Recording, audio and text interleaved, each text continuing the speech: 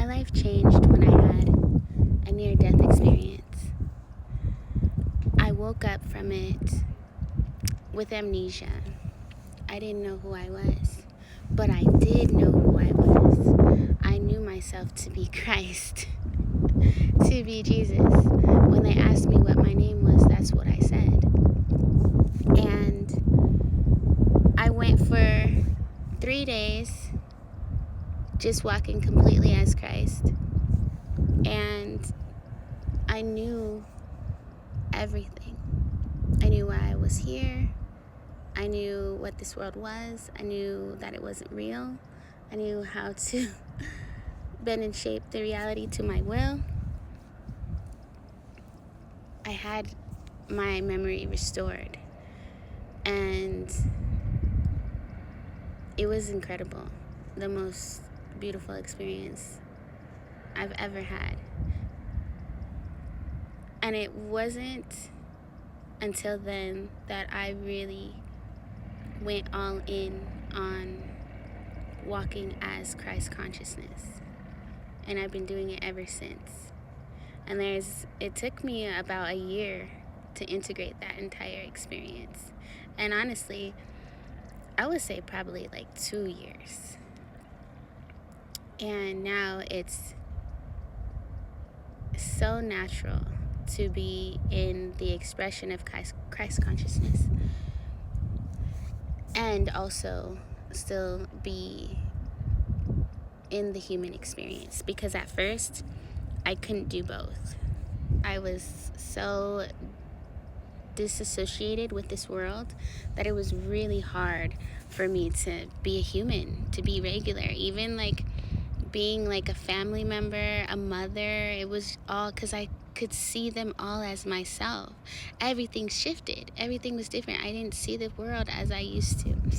And I think that was beautiful also for my kids too, because I got to see them as God, and I treated them as such. I still do, in a very nurturing way though. And so they were able to see life from a more expansive view, and now they still do. They got to carry that experience with them. So having that experience and remembering fully, because it's an embodiment, right? When you remember who you are, it's not just a knowledge-based thing. It's a feeling. It's a knowing. It's a this is who I am, period. This is it. And nothing can take that away, ever. So even though I had to go through a period of integration where I had to integrate my human side again, like the version of me that actually does life, because I was like, fuck this, I don't have to do anything. And still I know that I don't. Everything just comes, you literally can create whatever the fuck you want at any given time. And you're always supported, constantly, always, because this world is you. I and my Father are one. We're already in heaven. I knew that too. That was another thing. When I woke up, I was like, I'm in heaven. Whoa, I've been in heaven. And I had a moment where I was so mad because I felt like my Father had forsaken me. And I was like, why the fuck did you leave me here? Why? What? Why am I here? And I had a moment of just pure anger, but really truly it was anger at myself for forgetting. It was anger at myself for not realizing that I had been in heaven the whole entire time. It was anger at the society for the way that it's constructed to make us feel like we're limitless, when in truth we are so fucking powerful. So I share this today to say, to know thyself is the greatest gift you can ever give to you. And the only way to know yourself is to ask questions and to be willing to dive deep and to be willing to go into the depths of yourself, literally. However means that is, however you decide to do that. But question everything. Ask more questions after you question everything. Don't stop until you get back to your truth. And you'll know you're there because it's a feeling, not a knowing. It's a feeling. We're here to feel. We're here to feel and experience and to walk each other back home to heaven, because heaven is here. Heaven is here when the mind is clear. I'm telling you guys, we're already in heaven. You have already made it. Now it's just about like allowing yourself to have it, letting yourself enjoy life again, letting yourself become the divine creator that you are, because you are that I am. That's why I always say that I am that I am. I am that I am. And the Bible is literally basically a rule book and also instruction book, and it's not what it appears to be. It's here to show you how to play this fucking game. And when you read it with that mindset, with the right eyes, goodness. Goodness. Literally, goodness. Literally.